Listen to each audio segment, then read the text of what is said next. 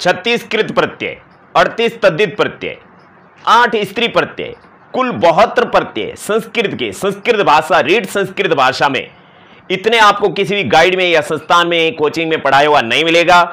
मैं हूं के शिक्षा गुरु और आप देख रहे हैं के शिक्षा गुरु संस्कृत यूट्यूब चैनल। इस समय रीड संस्कृत भाषा का संपूर्ण कोर्स चलाया जा रहा है, जिसमें प्रत्यय प्रकरण शुरू किया जा रहा है। तो इस प्रकरण के अंदर जो है आपके कृत, तद्धित और स्त्री प्रत्यय तीनों को विस्तार से सूत्र वाइज समझाया जाएगा। केवल प्रत्यय ही नहीं, हमारे चैनल पर 25 टॉपिक जो आपके कोर्स में है रीड संस्कृत भाषा में, सबके सब बेरहमी से पढ़ाए हुए हैं। इसके अलावा जो आपके 12 टॉपिक शिक्षण विधियों के वो भी पढ़ाए हुए हैं। तो हम शुरू करते हैं प्रत्यय, जो कृत प्रत्यय से शुरू करते हैं। कृत प्रत्यय कितने प्रकार के होते हैं? 36 नहीं, 36 तो हम पढ़ाएंगे। कृत प्रत्यय 2 प्रकार के होते हैं, तो वो 2 प्रकार भी हम आपको बताएंगे। तो शुरू करते हैं बिना देरी किए। इस प्रकार के कृत प्रत्यय आप देख रहे हो। तो सबसे पहला एक क्वेश्चन ये बनता है कि जो आपके परीक्षा में क्वेश्चन पूछेंगे, उसके अंदर सबसे पहला ही क्वेश्चन आपको ये पूछेंगे कि निम्न में से कृत प्रत्यय कौन सा है, या फिर निम्न में से तद्धित प्रत्यय कौन सा है। तो 36 नाम हम यहां पर बता रहे हैं। तद्धित प्रत्यय के 38 नाम बताएंगे और स्त्री प्रत्यय के जो है 8 नाम बताएंगे। तो सबसे पहला काम तो ये करना कि जो आपके इन प्रत्ययों के नाम हैं जो अच्छे तरीके से आपको आने चाहिए, बोलने आने चाहिए। तो यहां पर पहले तो हम इसके नाम बोल देते हैं। ये तव्य, तव्यत, देखिए तव्य अलग है, तव्यत अलग है, गिनती में अलग है, बाकी ये दोनों एक सेम ही है। अनियर, केलिमर, यत, क्यत, ण्यत, णमुल, त्रिच, कत, कतवतु, ल्यू, णीनी, अच, क, अण, ट, खच, ड, क्विप, णीनी, कानच, क्वैशु, क्षत्रि, शानच, तुमुन, घाय, कतिन, ल्युट, कत्वा, लेप, णमुल, इष्णुच, शाकन, ऊ और नंग। इस तरह से 36 प्रत्यय हैं। अब आप मुझे बताइए नंबर 13 और नंबर 21 पे कौन सा प्रत्यय है? नंबर 13 और नंबर 21 पे कौन सा प्रत्यय है? यह है आपका नंबर 13 और यह है आपका नंबर 21। यहां पर नीनी में नी बड़ा है और यहां पर नीनी में नी छोटा है। दोनों प्रत्यय अलग अलग है। उदाहरण एग्जांपल्स आपको याद रखने। एक काम करना है, आप एक ही पेपर के अंदर सारे के सारे कृत प्रत्यय लिख देना और उनके सूत्र लिख देना आगे। किसके लिए कितने सूत्र आ रहे हैं वो जस्ट अभी बता रहे हैं, और सूत्र के आगे एक दो उदाहरण लिख देना। और उसको हमेशा जैसे गोली दवाई लेते हो उस तरह से उसको 2-3 दिन में एक बार पढ़ते रहना, तो माइंड में रहेंगे। किसी सूत्र को रटने की जरूरत नहीं है, माइंड में रह गया तो वहां देख दे आप पहचान लोगे। ठीक है ना? आपको देखो परीक्षा में उत्तर लिखने की जरूरत नहीं है। आपके जो परीक्षा में क्वेश्चन आएंगे, 150 क्वेश्चन आएंगे, उसमें से 30 प्रश्न संस्कृत के आएंगे। उनके प्रश्न आपके परीक्षा के पेपर के अंदर ही है। आपको तो सिर्फ ओळखना है, आपको तो सिर्फ पहचानना है, पहचान करके राइट करना है। इसलिए उस तरह की स्टडी करो जिससे दिमाग में भार न बने। तो बात करते हैं अभी इन प्रत्ययों की। ये प्रत्यय जो हमने नाम लिए हैं ये आपके कृत प्रत्यय हैं। अब इसमें प्रत्येक प्रत्यय में तो ये सूत्र है आपके, देख लीजिए आप खुद। तव्य के अंदर एक सूत्र है, संस्कृत का एक सूत्र है, उस सूत्र से जो है आपका ये तव्य प्रत्यय होगा। तव्यत प्रत्यय के अंदर भी एक सूत्र है, अन्य प्रत्यय के अंदर भी एक सूत्र है, संस्कृत के सूत्र है। इसका सूत्र है तव्यत, तव्या, अन्यर है। एक ही सूत्र है जिससे तीनों प्रत्यय क्लियर होंगे। तो एक सूत्र आप तव्यत, तव्या, अन्यर है सूत्र लिखोगे, उसके अंदर वही सूत्र यहां का हमारा, वही सूत्र यहां का हमारा, वही सूत्र यहां का हमारा है। तो तव्यत के अंदर एक सूत्र, तव्य के अंदर एक सूत्र, तव्यत के अंदर एक सूत्र, अन्यर के अंदर एक सूत्र। तो वो ही सूत्र आपके यहां पर काम आएगा। आपको पूछ ले कि इस प्रत्यय के अंदर कौन सा सूत्र काम आ रहा है, तो वो भी आपको याद रखना। इसके जस्ट बाद में आपको सूत्रों से पढ़ाएंगे, एक एक प्रत्यय अलग पढ़ाएंगे। इस वीडियो में 12 तक पढ़ाएंगे, आपके जो है 11 तक पढ़ा लेंगे, क्योंकि 12वां तो आगे नया टॉपिक शुरू हो रहा है, तो 11 तक आपको पढ़ा लेंगे। उसके बाद में जो है आपके यहाँ 23 तक पढ़ा लेंगे। फिर उसके बाद में आगे है जो पढ़ा लेंगे आपके अलग से। यहाँ ये 7 आ रहे हैं तो ठीक है, 11, 23 और 24 से 36 तो पहले वीडियो में 11 तक पढ़ाएंगे, 12 से 23 अगले वीडियो में, और उसके बाद में जो है आपका ये 24 से लगाकर 36 तक अगले वीडियो में। तो ये आपके 18वां पार्ट चल रहा है। 18वें पार्ट में 11 तक 19वें पार्ट के अंदर 23 तक और 20वें पार्ट के अंदर 24 से 36 तक पढ़ाया जाएगा। ये पार्ट का एक है। पहले शब्दरूप, धातुरूप, प्रत्यय, जो आपके अव्यय, उपसर्ग वगैरह सब पढ़ाए हुए हैं, तो ये सब पार्ट है आपके। तो यहां तक अपन पढ़ेंगे। अब बात करते हैं केलिमर के अंदर एक ही सूत्र लगेगा। यत प्रत्यय एक ऐसा है जिसके अंदर 6 सूत्र लगेंगे, और कैप प्रत्यय के अंदर एक ही सूत्र लगेगा। ण्यत प्रत्यय के अंदर 7 सूत्र लगेंगे, जो सर्वाधिक है, सबसे ज्यादा सूत्र है। और नवुल प्रत्यय के अंदर 2 सूत्र लगेंगे, त्रिच के अंदर भी 2 लगेंगे, कत के अंदर 1 लगेगा, कत्वतु के अंदर लगेगा। तो यहां पर नवुल और त्रिच के अंदर जो 2 सूत्र यहां लगेंगे, सेम टू सेम यहां लगेंगे। कत के अंदर कत, कत्वतु, निष्ठा यहां लगेगा, वही यहां पर लगेगा। ल्यू के अंदर जो सूत्र लगेगा वो भी नीनी के अंदर वही अच, ल्यू, नीनी और अच तीनों के अंदर एक ही सूत्र लगेगा, जो तीनों में काम आएगा। कै के अंदर 4 सूत्र लगेंगे। अण प्रत्यय के अंदर 1 सूत्र लगेगा, यह ध्यान दे देना। ये अण प्रत्यय और ये आपका यत प्रत्यय, ये ऐसे प्रत्यय हैं जो आपके कृत प्रत्ययों में भी आते हैं और तद्धित प्रत्ययों में भी आते हैं। तो आपको यहां ध्यान रखना है कि ये जो अण प्रत्यय कृत प्रत्यय का, इसके अंदर तो सिंपल है, सीधा है, ये एक ही आता है। लेकिन जब तद्धित प्रत्यय का आएगा, उसके अंदर बहुत सारे सूत्र आएंगे। टय प्रत्यय है, बहुत ही इंपॉर्टेंट है, 3 सूत्र आएंगे। खच प्रत्यय एक ही है आपका, एक ही सूत्र से। डय प्रत्यय एक ही है। आप देखो, बोर मत होना, क्योंकि परीक्षा में प्रश्न पूछा जाएगा, उसमें एक शब्द होगा और वो कहां से आएगा कोई पता नहीं है। क्विप प्रत्यय है जो आपके एक ही सूत्र है। नीनी प्रत्यय का एक ही सूत्र है, सिंपल है। देखो, कानच और क्वैशु के अंदर एक ही सूत्र है, उसके माध्यम से उनके शब्द बनेंगे। और क्षत्रिय और सानच के 2 सूत्र है, जो 2 सूत्र यहां काम आएंगे वही यहां काम आएंगे। लेकिन जो क्षत्रिय सानच के जैसे उदाहरण बन रहे हैं, वैसे कानच और क्वैशु के बनते हैं। हालांकि ये रीडिंग में नहीं आते हैं, इसलिए आप लोग इनको पहचानते नहीं हो, ज्यादा नहीं जानते हो। और इनको नहीं जानते हो तो आपकी भूल हो सकती है, क्योंकि प्रश्न पूछ लिया तो क्या करोगे भाई, और 1 नंबर से नौकरी चूक गए तो क्या करोगे भाई। इसलिए जड़ से पढ़ो, ज्यादा हार्ड नहीं। आप लोगों को बस एक रीडिंग पेपर बनाना है, नोट्स, और उसको रोज पढ़ना है। अभी हम सूत्रों से पढ़ाएंगे। तुमुन के अंदर 1, घय के अंदर 1, कतिन के अंदर 1, ल्यूट के अंदर 1, कत्वा के अंदर 1, लैप के अंदर 1, और शवुन प्रत्यय के अंदर 1 सूत्र है और 1 वार्तिक है। और इष्णुच प्रत्यय के अंदर 1, शाकन के अंदर 1, ऊ के अंदर 1, नंग के अंदर 1। इस तरह से आपके जो है यहां पर ये कुल जो है इस तरह से यहां आप देख सकते हो, कुल आपके जो है यहां पर 46 बन रहे हैं कुछ, जिसके अंदर से 45 तो आपके सूत्र है और 1 आपका वार्तिक है। देख लीजिए यहां पर, इसको 1, 2 और 6, 8 और 1 9, 9 और 7 16, और ये 2 एक बार ही गिनेंगे, 17 18 19 20 21 22 23 24 25 26 27 28 29 30 31 32 33 34 35 36 37 38 39 40 41 42 43 44 45 46 47। तो 47 बन रहे हैं आपके कुल कितने बन रहे हैं? 47 बन रहे हैं। जी हाँ, ये 47 बन रहे हैं। उसके अंदर जो है आपके 47 के अंदर जो है कुल 47 के अंदर 46 तो सूत्र है और 1 वार्तिक है। तो अब आपको जड़ से पढ़ाना शुरू करते हैं। अब कृत प्रत्यय शुरू करने से पहले हम आपको जो है 3 प्रकार के प्रत्ययों का वर्गीकरण बता देते हैं।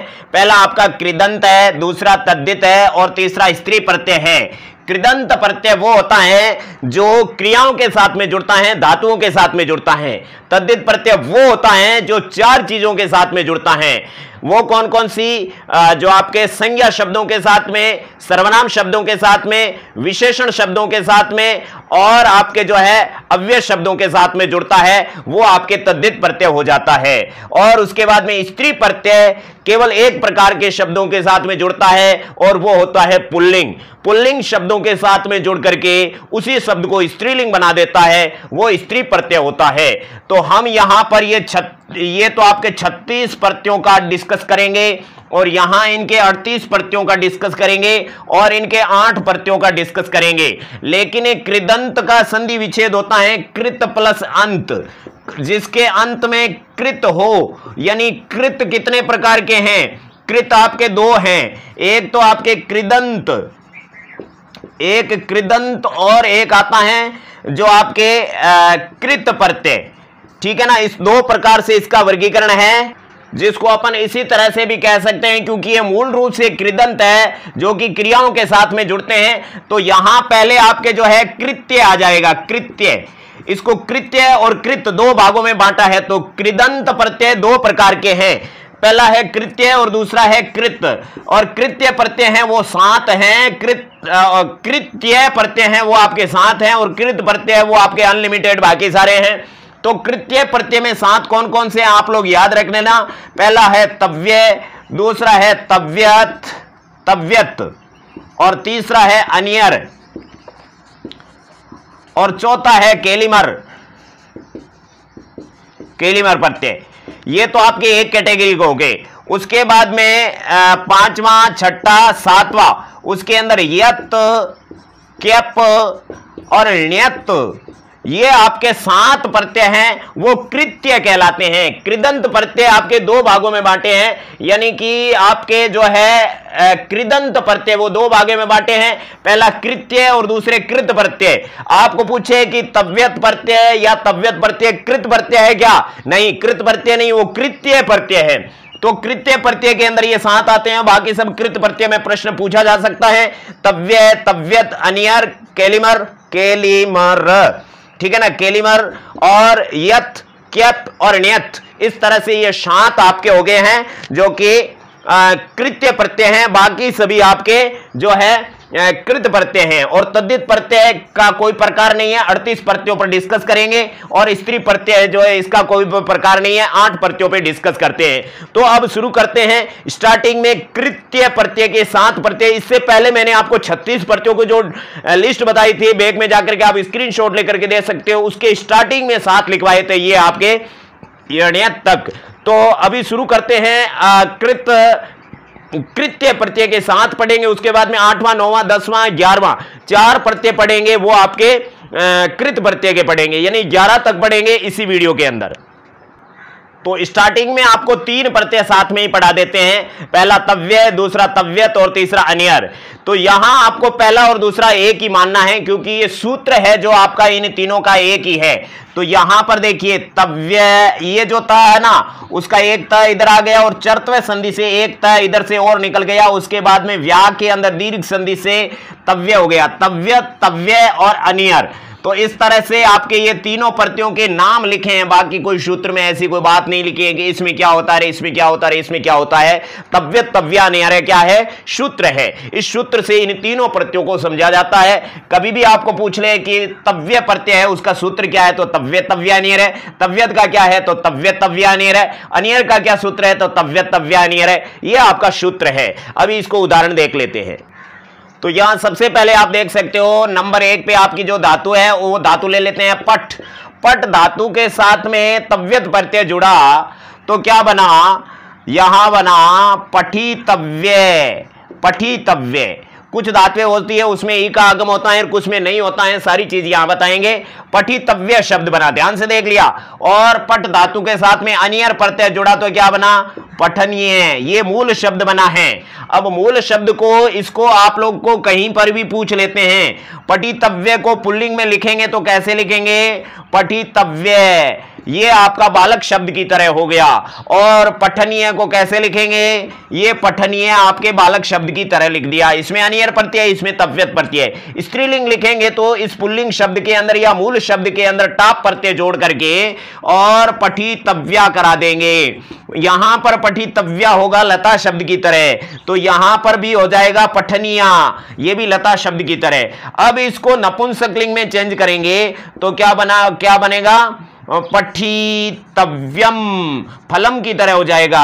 और इधर भी हो जाएगा पठनियम। तो आपको घबराना नहीं, ये चारों शब्द कहीं पर भी मिल जाए, मूल शब्द, पुल्लिंग शब्द, स्त्रीलिंग शब्द या नपुंसकलिंग शब्द, तो आपको जो है यहां पर हमेशा के लिए इसके अंदर तव्यत प्रत्यय ही करना है। पठ प्लस तव्य या तव्यत दोनों राइट होते हैं। तो ये आपके तव्यत प्रत्यय का और ये अनियर प्रत्यय का, समझ में आ रहा है।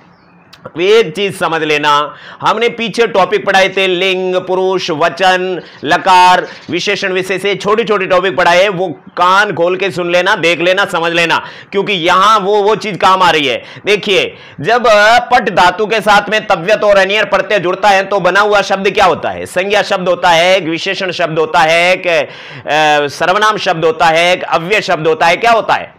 अगर आप विशेषण बता रहे हो तो राइट बता रहे हो, नहीं बता रहे हो, आपको नहीं पता है तो आपने हमारे छोटे छोटे टॉपिक देखे ही नहीं भाई। खोल के देखो, पूरे के पूरे लिंक खोल करके पूरे के पूरे टॉपिक देखो।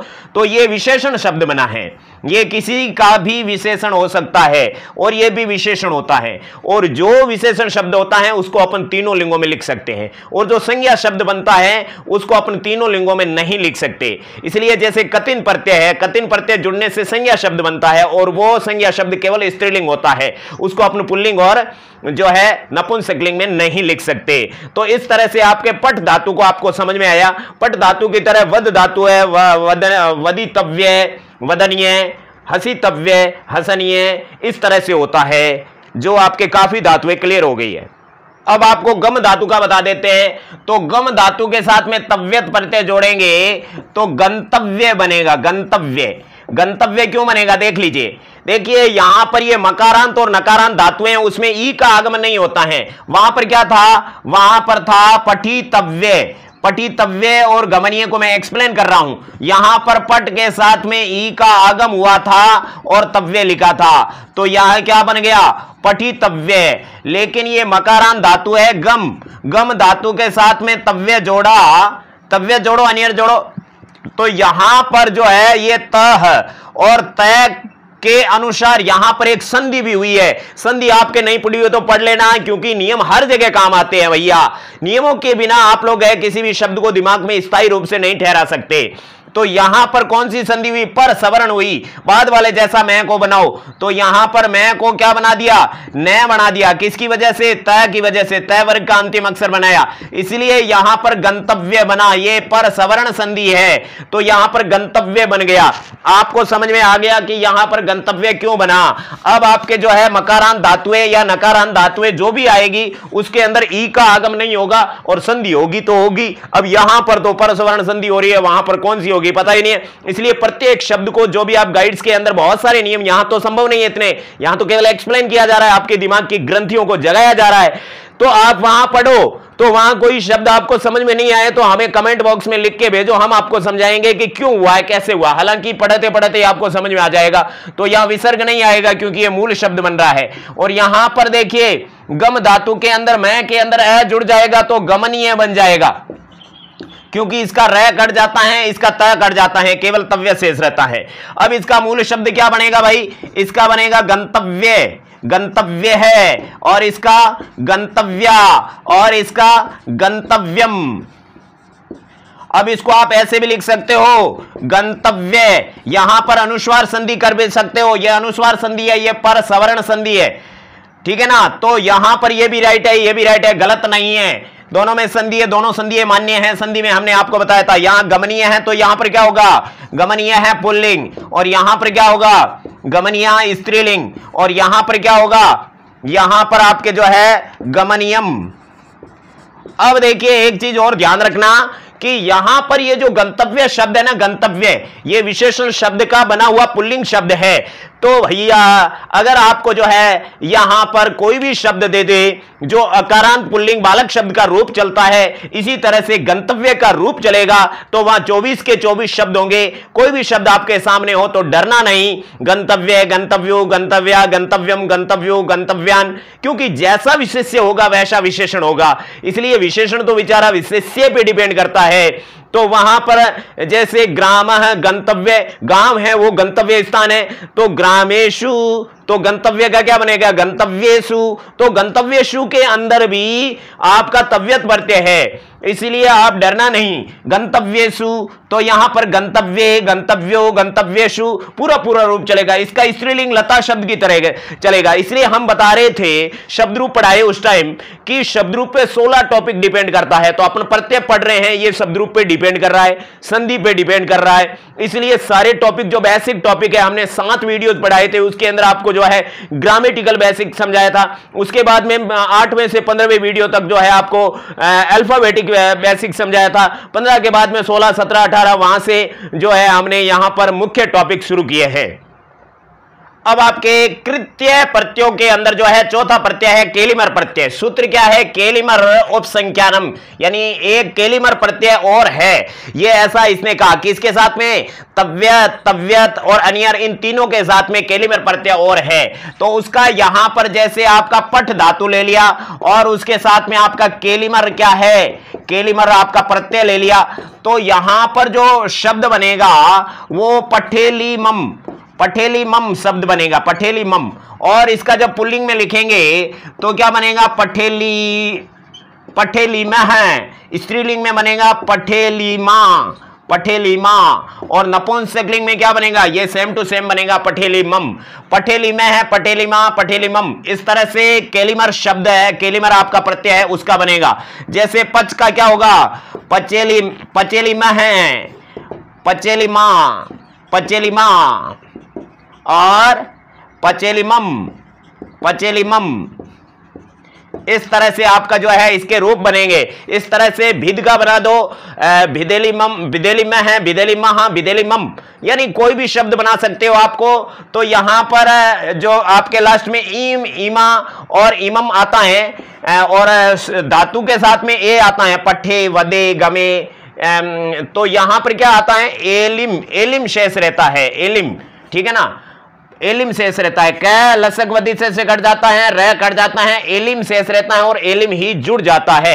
इस तरह से आपके केलिमर प्रत्यय के अंदर एलिम जुड़ता है, तो वहां कहीं पर भी आप पहचान करके केलिमर प्रत्यय कर सकते हो। इसी तरह के एक तद्धित प्रत्यय है जो आपका इमनिच प्रत्यय है। इमनिच प्रत्यय इसके जैसा ही है, इसलिए उससे सावधान रहे। अब आपका इंपोर्टेंट प्रत्यय है, इंपोर्टेंट। कौन सा टेंट? इंपोर्टेंट। और उसका नाम क्या है? पांचवा प्रत्यय है, वो है यत प्रत्यय। कृत्य प्रत्ययों में पांचवा प्रत्यय है यत प्रत्यय, कृदंत प्रत्यय है ये, इसमें कृत प्रत्यय नहीं है।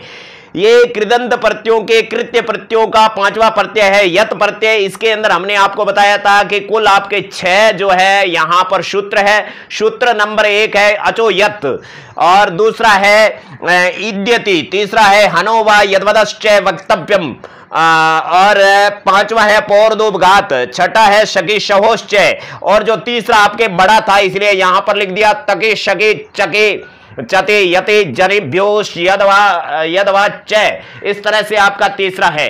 तो सबसे पहले सूत्र की व्याख्या कर देते हैं। पहला सूत्र है अचो यत, अचो यत।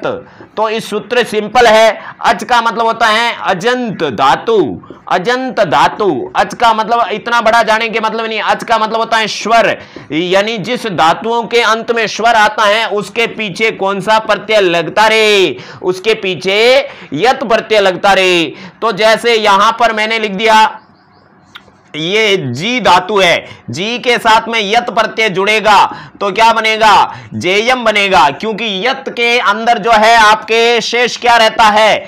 यह शेष रहता है। ऐसे बहुत सारे प्रत्यय मिलेंगे जिसके अंदर यह शेष रहता है। तद्धित प्रत्ययों में भी आएगा, लेकिन तद्धित में तो शब्द जुड़ेगा, संज्ञा शब्द, वहां पर टेंशन नहीं है। लेकिन यहां पर कैप भी आएगा, नियत भी आएगा, लेकिन उसके अलग से हैं। ये आप लोग जो है 6 सूत्र याद रख लेना और 6 सूत्रों में लिखी हुई बात याद रख लेना। आपके जो है यत और नियत और कैप के अंदर आपके डिफरेंट क्लियर हो जाएगा। तो यहां पर चेयम बन गया, और यहां पर जैसे आपने लिख दिया ची, तो ची का क्या बनेगा? ची का बनेगा चेयम, ची का चेयम बनेगा। तो यहां पर इसके लास्ट में स्वर आ रहा है। जैसे आपने लिखा पा, तो पा का क्या बनेगा रे? पा का बनेगा पेयम, लेकिन ये इस सूत्र से नहीं बनेगा, इस सूत्र से ये बन रहे हैं। ये इद्यति च, ये सूत्र है ना, ये सूत्र यूं कहता है, देखिए इद्यति, इद्यति, ये सूत्र क्या कहता है कि जहां पर आपके जो है आ आता है उस धातु को ई आदेश करो, बस इतना सा कहता है इद्यति। बाकी सारा यहां अचोयत कहता है वही बात रहेगी। तो यहां पर जैसे पा है उसके साथ में यत जुड़ा, तो पै के अंदर जो आ है उसको क्या करोगे? ए आदेश करोगे। उसको क्या आदेश करोगे? ई नहीं, उसको क्या आदेश करोगे? ए आदेश करोगे। इसलिए आपके जो है यहां पर ई आदेश हो जाएगा। पहले सुनिए, सुनिए, ध्यान से सुनिए, यहां पर गलत नहीं है, ये ई आदेश होगा और ई को गुण आदेश होगा। ई को क्या आदेश होता है? गुण आदेश होता है। ध्यान से देखिए, ची के अंदर जो ए था, उस ची के अंदर जो ई थी, उस ई को गुण आदेश हुआ तो वो गुण आदेश होता है। ये बहुत बड़ी बात है। गुण आदेश कहां होता है, वृद्धि आदेश कहां होता है, क्या होता है, ये सारी चीज आप लोग जो है संधि प्रकरण में, आप लोग जो स्वर संधि के अंदर हमने बताए थे कि गुण आदेश क्या होता है, वृद्धि आदेश क्या होता है, यण आदेश क्या होता है, वो सारी चीज वहां समझ सकते हो, क्योंकि 5 मिनट लग जाएंगे। तो यहां पर ई को गुण आदेश होता है ए, और वृद्धि आदेश होता है आई। ऊ को गुण आदेश होता है ओ, और वृद्धि आदेश होता है औ, और ई को अयादी आदेश होता है अय, ऊ को अयादी आदेश होता है आव। इस तरह से जो है आपके ये आदेश होते हैं। तो यहां हमने ये बात सुनी है, समझी है कि जो आपके गुण आदेश तो होता ही है, लेकिन आ को क्या आदेश होगा, पा प्लस यत।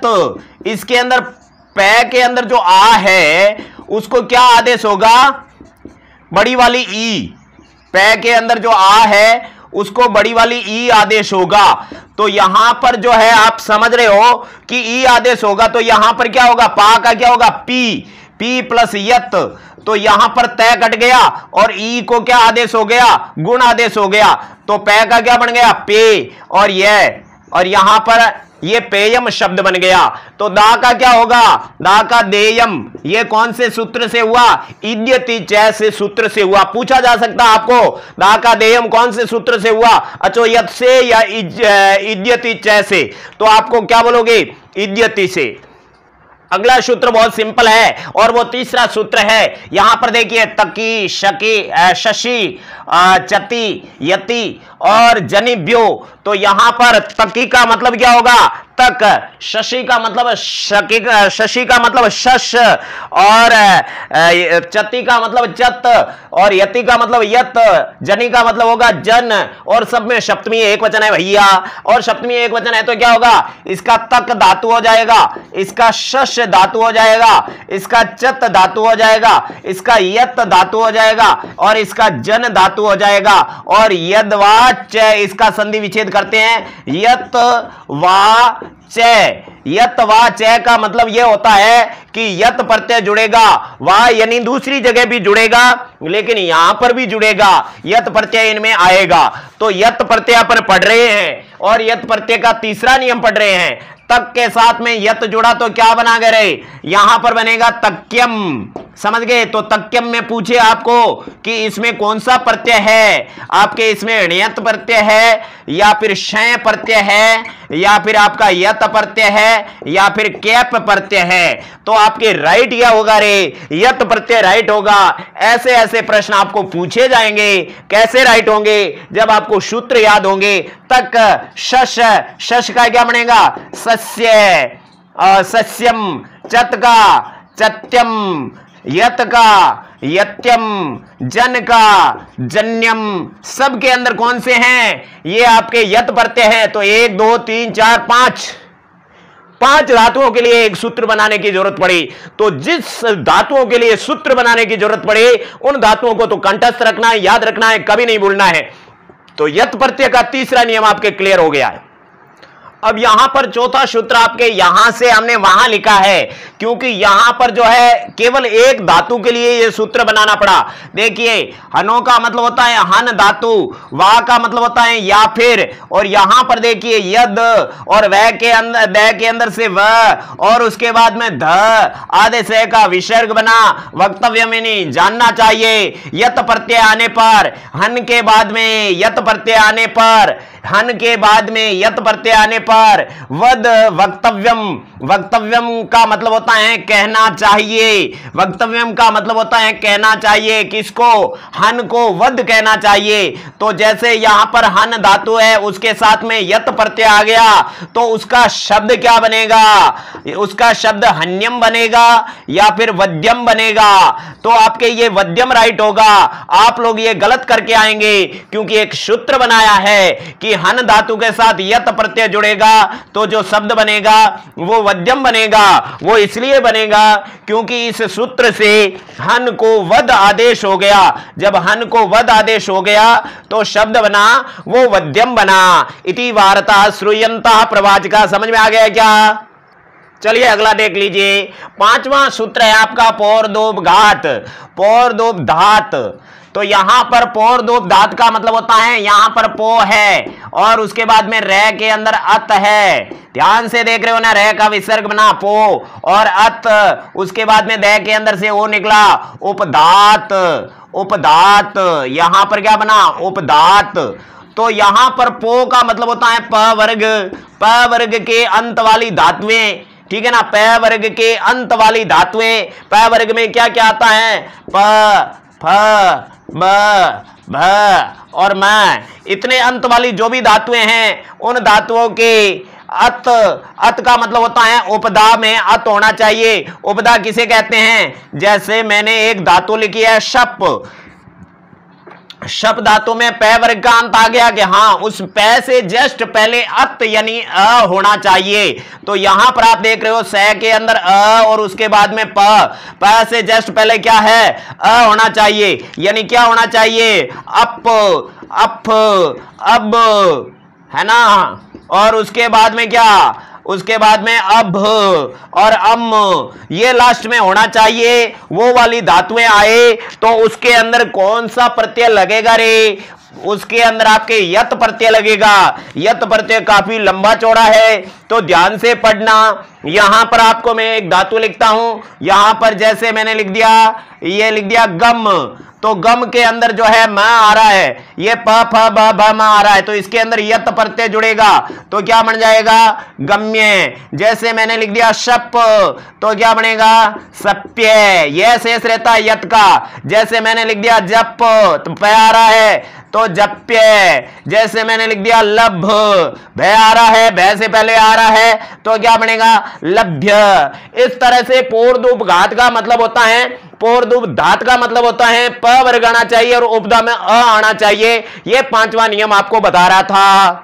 अब छठा सूत्र आपको क्या बताता है उसको भी ध्यान से सुन लीजिए, क्योंकि जो बात सूत्र में लिखी है वो तो 100% पूछी जाती है, सेकंड ग्रेड फर्स्ट ग्रेड में पूछी जाती है, तो रेट की तो क्या औकात है। यहां पर शकी शह च, तो यहां पर शकी, शकी के अंदर शक धातु है, सप्तमी एक वचन है और शहो के अंदर आपके विसर्ग है और यहां पर च है, तो शहो का मतलब हो गया सह। तो ये शक और शह धातु है, इनके योग में यत प्रत्यय आता है, तो सिंपल बात होगी शक प्लस यत इज इक्वल टू सक्यम। ये बात क्लियर हो गई। यहां पर सह प्लस यत तो यहां पर बनेगा सहयम, तो ये दोनों बात क्लियर हो गई। पूछे आपको सक्यम और संयम शब्द है वो आपके यत प्रत्यय के तो हैं, लेकिन वो कौन से सूत्र से बने, सके सवश्च पोर्दोपघात हनो या यदवदश्च वक्तव्यम अचो यत इद्यति च, तो आप कोई भी बता सकते हो। बात समझ में आई। तो यत प्रत्यय के अंदर जो 7 सूत्र है, 6 सूत्र है, इनको लिख करके अलग से रख देना और कभी भी मत भूलना। इस तरह से आप पढ़ोगे तो आपको कोई भी चीज अड़चन नहीं आएगी। सूत्र याद रखना, सूत्र को माइंड में रटने की जरूरत नहीं है, सूत्र दिमाग में रखना, सूत्र का उदाहरण पास में रखना और प्रोसेस माइंड में रखना। आप हिंदी भाषा में लिख करके रख देना तो आप कभी नहीं भूलोगे। चलते हैं आगे। चलिए छठा प्रत्यय आपका कैप प्रत्यय है। कैप प्रत्यय का एकमात्र सूत्र है एति स्तु साश व्रे द्रे जुस कैप, ये कैप लास्ट में। तो एति यहां पर एक शब्द है एति और एक है स्तु, एक है शाश। सूत्र से डरना ही नहीं, सूत्र को तोड़ना। व्री और उसके बाद में द्री और उसके बाद में जुस और उसके बाद में है कैप। तो ध्यान से ध्यान देना, 1 2 3 4 5 6, ये 6 धातुएं आपको पूछे तो ये 6 बहुत ही इंपॉर्टेंट बात है। इसके बाद में 1-2 नियम और हैं वो आपको बता देते हैं, लेकिन ये 6 धातुएं आए तो आपके कैप प्रत्यय होगा। एति के अंदर सप्तमी विभक्ति है लेकिन यहां पर धातु है वो इण है, ठीक है ना, ई धातु है। तो यहां पर इण धातु के साथ कैप प्रत्यय जुड़ा तो क्या बनेगा, यहां पर बनेगा एत्य। तो एत्य शब्द याद रखना, इसमें आपका कैप प्रत्यय है। कैप प्रत्यय आपका बहुत ही इंपॉर्टेंट है। उसके बाद में स्तु, स्तु का क्या बनेगा, स्तुत्य। कैप प्रत्यय जुड़ेगा, ध्यान से देखो, ध्यान से। कैप प्रत्यय के अंदर भी लशक वदित्व सूत्र से क और हलंत्यम से प, कट गए, तस्य लोपे से दोनों का लोप हो गया, यह शेष रहा। तो बोला यत के अंदर भी यह शेष रहा था और कैप के अंदर भी यह शेष रहा है, तो हम तो कंफ्यूज होंगे ही। अरे कंफ्यूज होंगे इसलिए तो पढ़ रहे हो, अभी तक देख रहे हो, हम आपको जो सूत्र बता रहे हैं, नियम बता रहे हैं, उसके अनुसार ये प्रत्यय आता है। तो इन धातु के साथ में कभी भी यत प्रत्यय नहीं आता है, स्तु धातु के साथ में कभी भी यत प्रत्यय नहीं आता है। अब यत प्रत्यय का और जो आपके नियत प्रत्यय का, कैप प्रत्यय का अर्थ क्या होता है? सबका अर्थ होता है चाहिए, तो यहां पर चाहिए अर्थ होगा। अब यहां पर शास धातु है, उसके साथ में आपका जो है कैप प्रत्यय जुड़ा, तो यहां पर बनेगा शिष्य। ये आपको याद रखना है, कभी नहीं भूलना है। और उसके बाद में व्री का होगा वृत्य, द्री का होगा द्वितीय। बाकी जो भी ऋकारांत धातुएं हैं सभी के अंदर जो आपके हैं कैप प्रत्यय जोड़ा जा सकता है, यह भी एक नियम है। तो क्री के साथ में क्या हो जाएगा? कृत्य। इस तरह से आपके कैप प्रत्यय जोड़ा जा सकता है। वो दो धातुएं हैं जिसके अंदर आपके नहीं जोड़ा जा सकता है, वो आपके जो है धातुएं हैं कलरिप और वृत्त, ये दो धातुएं हैं, इसके साथ में नहीं जोड़ा जा सकता। कलरिप और वृत्त धातु है, इसके साथ में जो है नहीं जोड़ा जा सकता। बाकी सभी के साथ जो ऋकारांत धातु है उनके साथ में जोड़ा जा सकता है। अब केवल बात सूत्र की करें तो बेहतर रहेगा, क्योंकि सूत्र के अंदर जो बातें लिखी है वो काम आती है। अब द्रि के बाद में द्वितीय, जुस का क्या होगा? जुस्य। तो आपको ये इतने शब्द याद रखने, एत्य, स्तुत्य, शिष्य, ये इंपॉर्टेंट है। शास का क्या बनेगा? शिष्य, वृत्य, द्वितीय और जुस्य। इतने शब्द है जिसके अंदर कैप प्रत्यय है, कैप प्रत्यय है, कैप प्रत्यय है। नाम याद रखना, याद तो सारे कर लोगे, धातु और प्रत्यय कौन सा था वो भूल जाओगे तो फिर क्या करोगे? नियत प्रत्यय है या फिर कैप प्रत्यय है? ये कैप प्रत्यय है जो 6 धातुओं के साथ में जुड़ता है। अभी आपको इसका एक अपवाद बता देते हैं। एक क्री धातु है, एक भ्री धातु है, एक मृज धातु है, एक वृष धातु है, ठीक है ना। अब इसका जो है आपके यहां पर हमने आपको अभी बताया था, इधर ही बताया था कि क्री के साथ में जो आपका कैप प्रत्यय जोड़ेंगे, क्योंकि वो ऋकारांत है, तो कृत्य बनेगा, ऐसा नहीं बनेगा, ठीक है ना।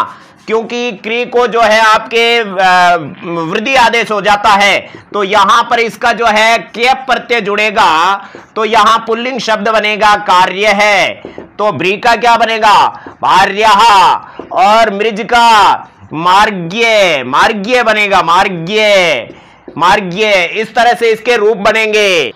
और ये जो वृष धातु है, वृष धातु, इसका जो आपके बनेगा वर्ण्य, इस तरह से आपके रूप बनेंगे।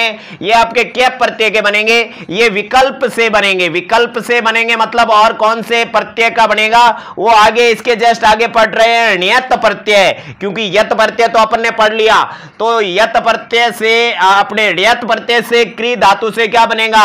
कार्यम बनेगा, और इसका भार्यम बनेगा, और इसका मार्ग्यम बनेगा, और इसका बनेगा वृष्यम, वृष्यम शब्द बनेगा।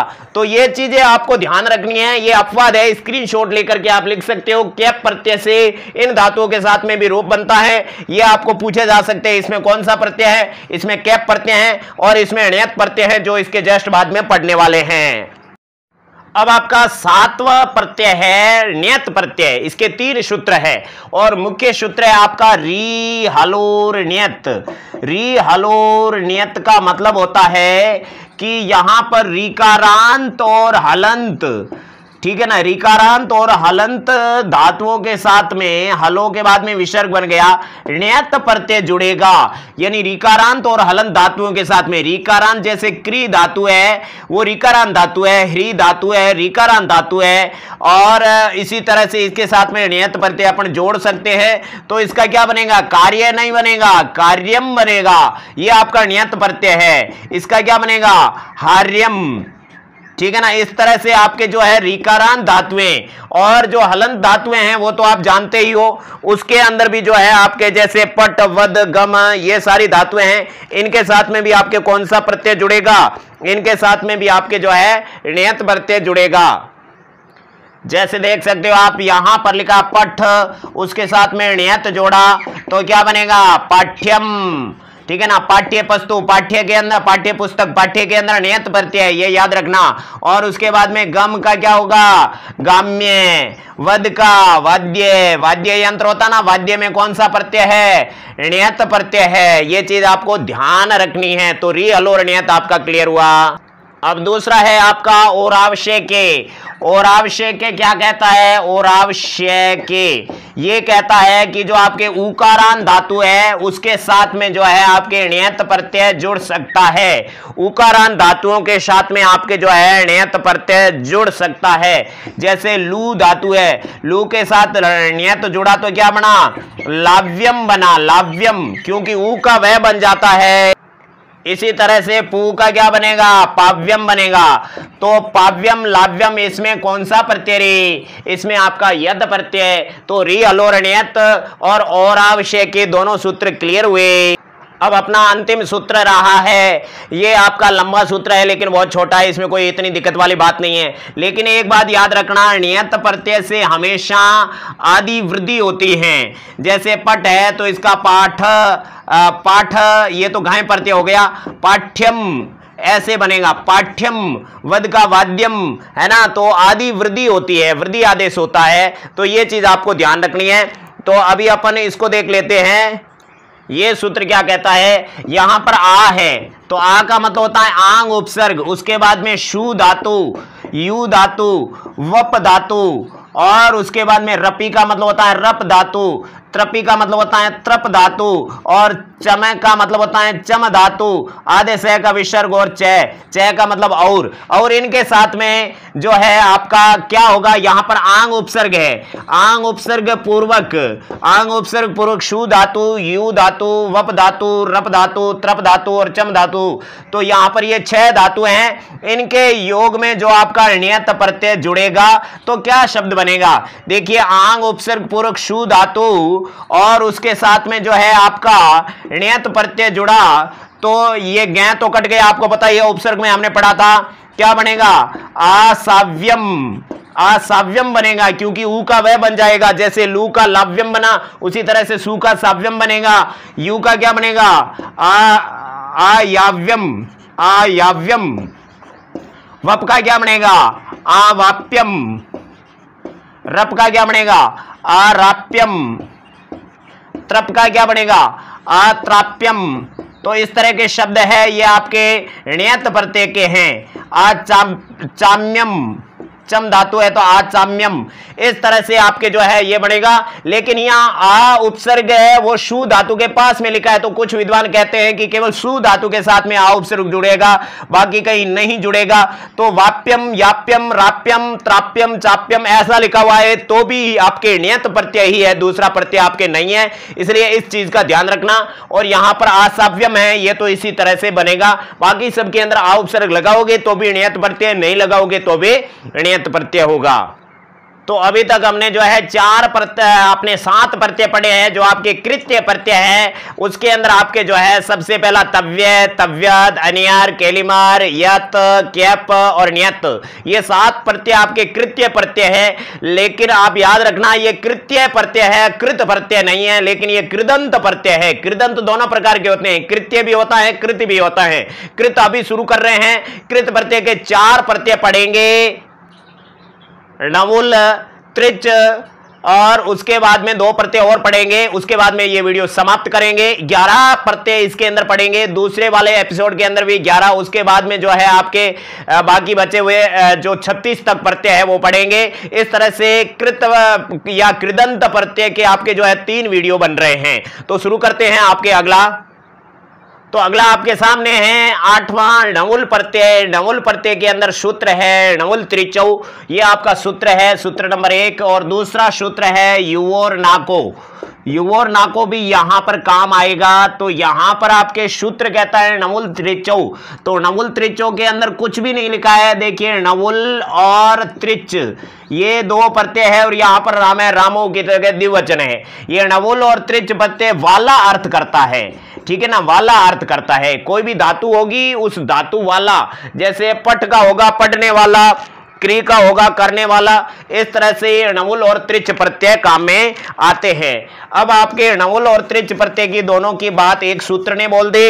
अब क्या होता है ध्यान से देखिए, जैसे णवुल प्रत्यय अपन पढ़ रहे हैं तो पठ प्लस णवुल। अब णवुल के अंदर क्या बीतती है, आधा न कट गया, ल कट गया, ठीक है ना, चूटू से ये कट गया, हलंत्यम से ये कट गया, तो पट के साथ क्या शेष रहा, वू शेष रहा। अब युवोर नाको सूत्र यहीं पर काम आएगा। युवोर नाको सूत्र की व्याख्या कर रहे हैं। देखिए युवो का मतलब क्या होता है, ध्यान से देखिए, यहां पर तो आपके आधे रह का विसर्ग बन गया, उसके बाद में नाको के अंदर जो है आप ध्यान से देखो, यहां पर युवोर नाको सूत्र यहां पर लिख देते हैं, युवोर नाको, इस सूत्र को यहां पर लिखा है तो युवो के बाद में रह का विसर्ग बन गया, रह के अंदर वाला अ यहां पर आ गया। तो यहां पर एक तो युवो, तो युवो को अंदर यू और वह के अंदर जो ओ है उसको वापस, वह के अंदर जो ओ है उसको वापस जो है यहां पर गुण संधि हो रखी है, उसको गुण से वापस जो अपन संप्रेषण करेंगे तो वू हो जाएगा, यानी ओ का वू बन गया, यू वू। तो यहां पर क्या है, यू वू। अब यहां पर क्या है, अन, और यहां पर क्या है, अक, यहां दीर्घ संधि है, अन और अक आदेश होता है। युवोर ना को ये सूत्र यूं कहता है, यू वू अन अक, यू वू अन अक, यानी यू को क्रमशः अन और वू को क्रमशः अक आदेश करो, तो ये आदेश करवाता है। ये एक जगह और काम आएगा, एक प्रत्यय के अंदर और काम आएगा। तो अभी यहां पर अपने के पास में क्या है, वू, तो वू को क्या आदेश किया इसने, अक आदेश किया, तो पट के साथ में जो है अक आदेश किया, ठीक है ना। इसको स्क्रीनशॉट ले लो भैया, बहुत काम आएगा। युवोर ना को सूत्र को इस तरह से तोड़ के कोई नहीं बताएगा।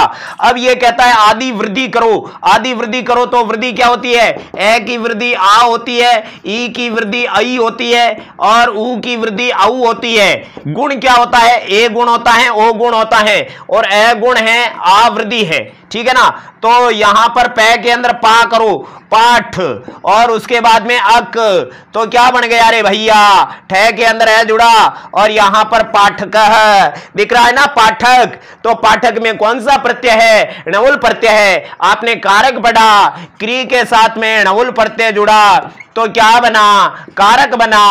तो कारक का मतलब करने वाला, पाठक का मतलब पढ़ने वाला। कैसे होता है ध्यान से देख लीजिए, यहां पर क्री धातु के साथ णवुल प्रत्यय जुड़ा तो किसको या क्या आदेश हुआ, णवुल का सीधा सीधा आपको पता है अक आदेश कर दिया, लेकिन कै के अंदर जो री की मात्रा है उसको क्या वृद्धि आदेश हुआ। तो इसको गुण आदेश करेंगे तो अर लिखेंगे, वृद्धि आदेश लिखेंगे तो आर लिखेंगे, लेकिन र दोनों का हलंत होगा तो यहां पर हमने आर लिखा। तो आपको पता है कि कै के अंदर आ जुड़ा, रे के अंदर ए जुड़ा, तो यहां का बना, यहां रे बना और वहां पर कै बना, कारक बना कि नहीं बना। इस तरह से री को आर आदेश होता है और क्री धातु के साथ में णवुल प्रत्यय जुड़ने से कारक बनता है। लेकिन एक बात कान खोल के आंख खोल के सुन लेना, देख लेना।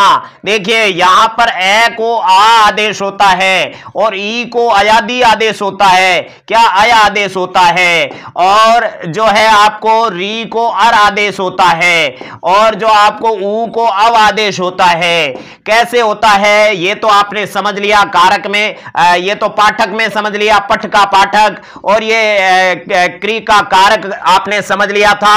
लेकिन यहां आपको जो है ये समझा देते हैं, जैसे नी के साथ णवुल प्रत्यय जुड़ा तो क्या बना रे, नी के अंदर क्या है, ई है, तो ई को क्या आदेश करोगे, ई न के अंदर से ई निकाला, अय आदेश किया, और इसका क्या है रे, इसका अक है, तो न के अंदर तो ये न, और इस ए का जो है आपके सॉरी इधर आय आदेश होगा, इधर आव आदेश होगा, ये याद रखना, ये वृद्धि आदेश है, ठीक है ना। तो न का क्या बना, न के अंदर आ जुड़ा, ना यक, नायक बन गया, समझ गए ना, ये ई का हुआ।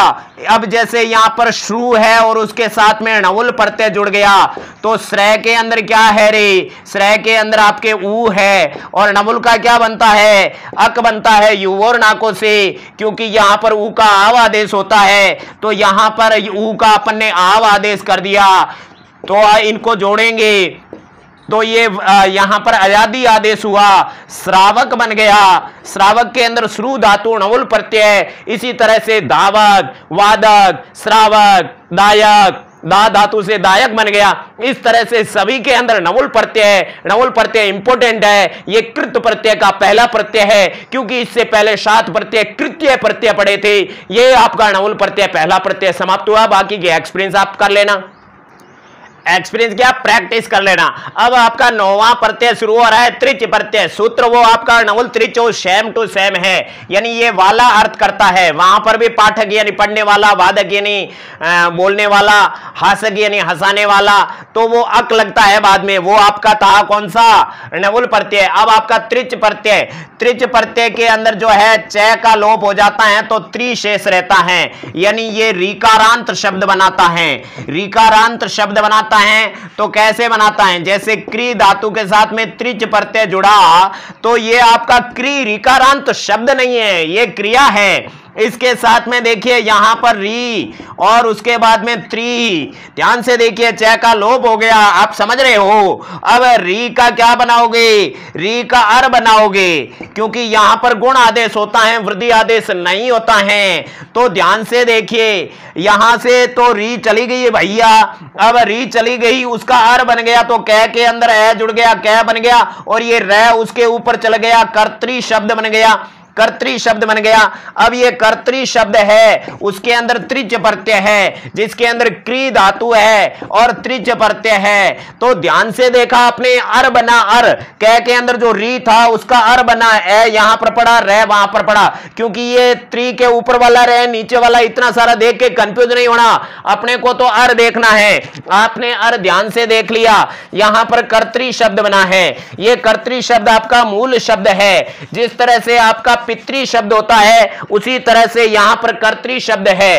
तो ये कर्तरी शब्द है, वो आपका कर्तरी वाच्य होता है ना, उसके अंदर जो कर्तरी है वो ये है, इसके अंदर त्रिच प्रत्यय है। इसका जब रूप चलेगा कर्ता, कर्तारो, कर्तारह, इस तरह से रूप चलेगा आपके। जो पिता, पितरो, पित्र है, उसी तरह से कर्ता, कर्तारो, करता रहे, इसका रूप चलेगा, नो प्रॉब्लम। पिता शब्द का रूप आपको याद है, हम आपको बार बार बोलता है कि आपको शब्द रूप अच्छे तरीके से याद करने हैं, नहीं याद किए तो प्रॉब्लम है। आपको समझ में नहीं आने का एक ही कारण हो सकता है कि आपने पीछे वाले बेसिक टॉपिक है वो क्लियर नहीं किए हैं। जिस तरह से यहां पर कर्तरी शब्द बना है उसी तरह से आपके दूसरे शब्द भी बनेगा।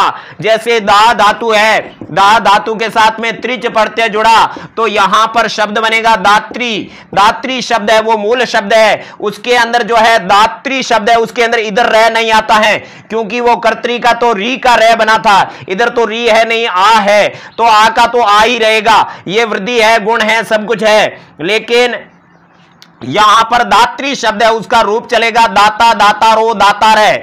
ये आपके रीकारांत शब्द है, ठीक है ना। इस तरह से इसका दातारो, इस तरह से इसका दातार होगा रे, ठीक है। इस तरह से दाता, दातारो, दातार है, इस तरह से पिता, पितरो, पितर की तरह इसका रूप चलेगा। तो आपको अच्छे से समझ में आ रहा है कि आपके जो है त्रिच प्रत्यय है वो रीकारांत शब्द बनाता है। कुछ उदाहरण आपकी प्रैक्टिस के लिए यहां पर दिए जा रहे हैं। तो दू है, क्या क्या बनेगा, दुहित्री, दुहत्री, दुहत्री, दुहित्री का मतलब तो कुछ और ही स्त्रीलिंग शब्द हो जाता है, क्योंकि यहां पर मूल शब्द है दुहित्री। दुहित्री पितृ शब्द की तरह, पितृ का पित्रा, पितृ का पिता बनता है, तो दुहित्री का पुल्लिंग में क्या बनेगा, दुहत, दुहिता, इस तरह से इसका रूप दुह्यता, दुह्यता, इस तरह से इसका रूप बन जाएगा, जो है आपके इस तरह से रूप चलेगा। तो आपको यहां समझ लेना है कि दु धातु का जो है यहां पर ये जो आपके ये रूप चलेगा दोग्ध्री, दोग्ध्री बनेगा, दोग्ध्री, क्योंकि रूप पूरा चेंज हो जाता है संधियों से। यहां पर दो संधि हो गई है, एक तो आपकी जो है पूर्व सवर्ण संधि है और एक जस्व संधि है, दो संधियों से दोग्ध्री बन गया, दुग्ध्री बन गया। दुग्ध्री के अंदर ऊ को क्या आदेश होगा, दो होगा रे, दोग्ध्री शब्द बन गया। तो यहां पर क्या बनेगा, दोग्धा, इस तरह से इसका रूप बन गया। जन का जनित्री, तो इसका रूप बनेगा जनिता, इस तरह से इसका रूप चलेगा। जी का जेत्री, ई का ए बन गया तो यहां पर रूप चलेगा जेता, जेतारो, जेतारे। यहां ध्यान देने की जरूरत है, स्पृश का ये जो प है उसका र बन गया, गुण आदेश हुआ और इस स का है जो षटकोण बन गया और ट र बन गया, स्पृष्ट बन गया तो क्या बनेगा स्पृष्टा। इस तरह से ट्र का ट्रा बन गया। शी का शैत्री बना है, शैत्री का क्या बनेगा शैता, सहितारो, सहितारा। ये ऋकारांत शब्द के रूप चलते हैं तब इस तरह से इसके रूप बनते हैं। तो त्रिच प्रत्यय उम्मीद करते हैं समझ में आ गया होगा। अब अंतिम रूप से आज के वीडियो के अंतिम रूप से आपको कृत प्रत्यय के जो है आपके कत और कत्वतु प्रत्यय समझा देते हैं। इसका सूत्र है कत कत्वतु निष्ठा। यह सूत्र यूं कहता है कत और कत्वतु प्रत्यय की निष्ठा संज्ञा होती है, यानी इसको भी निष्ठा कहते हैं, इसको भी निष्ठा कहते हैं, बाकी ये कुछ नहीं कहता है। तो यहां पर ये आपके प्रश्न बन जाता है कि अधोलिखितेषु प्रत्ययेषु निष्ठा इति संज्ञक है प्रत्ययो अस्ति। नीचे लिखे प्रत्ययों में से निष्ठा संज्ञक प्रत्यय कौन सा है तो कत और कत्वतु दोनों हैं। ये दोनों भूतकाल अर्थ में होते हैं। कौन से काल में अर्थ होते हैं भूतकाल अर्थ में होते हैं। तो देखिए कत के अंदर क्या होता है, कत के अंदर जो कै लशक वदित से कट जाता है त शेष रहता है। और कत वतु के अंदर क्या होता है ध्यान से देखिए, कत वतु के अंदर जो कत है वो सेम टू सेम है, एक वतु जुड़ रहा है तो यहां पर भी कै कट गया, अब शेष क्या रहता है वतु के अंदर जो है ऊ है वो उपदेश से अजुनासिक इत से इत संज्ञक और तत् से लोप से उसका लोप हो गया तो वत शेष रहा। तो यहां पर तवत शेष रहा। तय तो आपके कत का है और वत है वो कत्वतु का है। तो कत के अंदर तो कत तय शेष रहता है और कत्वतु के अंदर जो है वो आपके तवत शेष रहता है। तो ये दो चीज शेष रहती है। इन दोनों चीजों के आधार पर जो है अपन शब्द का निर्माण करेंगे, दोनों प्रत्यय साथ में पढ़ेंगे। तो जैसे अपने के पट धातु है, पट धातु के साथ में कत प्रत्यय जुड़ा है, कत प्रत्यय जुड़ा है तो कत की जगह तय जुड़ेगा। और यहां पर पट धातु है उसके अंदर कत्वतु प्रत्यय जुड़ा तो कत्वतु की जगह तवत जुड़ेगा। तो यहां पर जो है ई का आगम होगा। जब ये कह कट जाता है लशक वदित्य से तो वहां पर ई का आगम होता है। तो ई का आगम होता है तो पहले आपके पट के साथ में कत को एक्सप्लेन कर देते हैं, पट के साथ में कत को एक्सप्लेन करते हैं। तो यहां ई का आगम होता है जब कह कट जाता है तो यहां पर ठे के अंदर ई जुड़ गया तो पठित बन गया। ये पठित शब्द है, यो आपका विशेषण शब्द बन गया। जब इसका रूप चलेगा तो पुल्लिंग के अंदर पठित बनेगा, पुल्लिंग के अंदर पठित, स्त्रीलिंग पुल्लिंग के अंदर पठित, स्त्रीलिंग के अंदर पठित पठिता और नपुंसकलिंग के अंदर पठितम। इस तरह से आपका ये रूप बनेगा। परंतु पठित का मतलब क्या होता है भूतकाल अर्थ में, पठित का मतलब होता है पढ़ा हुआ। पढ़ा हुआ क्या है, कुछ भी हो सकता है जो विशेष्य होता है। जैसे पाठ है तो पाठ क्या है विशेष्य है और इसका विशेषण क्या होगा पठित है, क्योंकि इसमें घय प्रत्यय होता है। घय प्रत्यय नित्य पुल्लिंग शब्द बनाता है तो ये पुल्लिंग आपका विशेष्य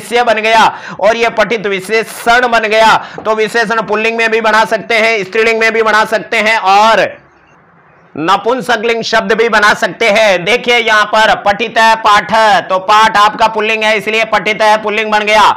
पठिता कविता, कविता स्त्रीलिंग है इसलिए पठिता बन गया। पत्रम, पत्रम नपुंसकलिंग है इसलिए पठितम बन गया। ये तो विशेषण है, इसके अंदर भी कत प्रत्यय, इसके अंदर भी कत प्रत्यय, इसके अंदर भी कत प्रत्यय है। अब ये जो आपका कत प्रत्यय है ये विशेषण का काम करता है, लेकिन कत्वतु प्रत्यय है वो क्या करता है वो आपके क्रिया का काम करता है, लेकिन क्रिया नहीं होता है, वो विशेषण होता है। क्या होता है विशेषण होता है, लेकिन वो क्रिया का काम करता है। ये बहुत बड़ी बात है, ये बात आपके वाच्य टॉपिक के अंदर काम आएगी, इसलिए यहां ध्यान से देख लेना है। कत्वतु प्रत्यय क्रिया का काम करता है लेकिन वो क्रिया नहीं होता है। पट के साथ कत्वतु जोड़ा तो क्या बनेगा, इससे पठितवत बनेगा, पठितवत शब्द बनेगा।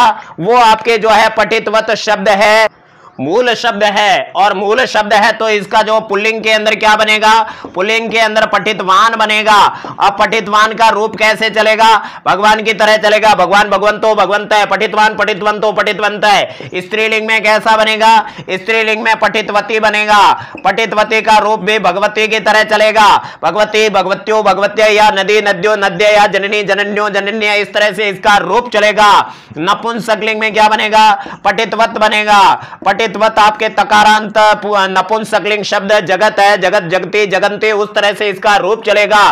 तो पठितवान का मतलब क्या होता है, पठितवते का मतलब क्या होता है और पठितवत का मतलब क्या होता है। तो यहां पर आप देख सकते हो पठितवान का मतलब होता है पढ़ा और पठितवते का मतलब होता है पढ़ी और पठितवत का मतलब होता है पढ़ा। तो ये क्रिया का काम कर रहा है, लेकिन ये विशेषण शब्द है। किसके विशेषण हैं? ये आपके जो है कर्ता के विशेषण हैं। जो कर्ता होगा उसी रूप में क्रिया आएगी। तो पहले हमने आपको पिछले वीडियो में बताया था कि जो कर्ता होता है उस कर्ता के अनुसार क्रिया नहीं आती है संस्कृत में। जैसे यहां पर आप देख सकते हो कि यहां पर 6 वाक्य हैं, तो ये 3 वाक्य हैं, ये तो क्रियाओं के हैं। रामे पढ़ती, सीता पढ़ती, फलम पढ़ती। तो रामे पढ़ती, पढ़ती, पढ़ती, ये आपके धातु रूप सेम चलता है, लेकिन जब कत्वतु प्रत्यय आता है तो वो क्रिया विशेषण का रूप काम करता है। रामे पठितवान, राम ने पढ़ा, सीता पठितवते, सीता ने पढ़ा, फलम पठितवत, फल ने पढ़ा। तो इस तरह से आपका कत्वतु प्रत्यय है वो क्रिया का काम करता है, जो आपके क्रमवाच्य और भाववाच्य में यूज होता है, कर्तृवाच्य के अंदर नहीं यूज होता है। इस तरह से भूतकाल अर्थ में काम आता है। तो कत और कत्वतु प्रत्यय आपने अच्छे से ढंग से समझ लिए।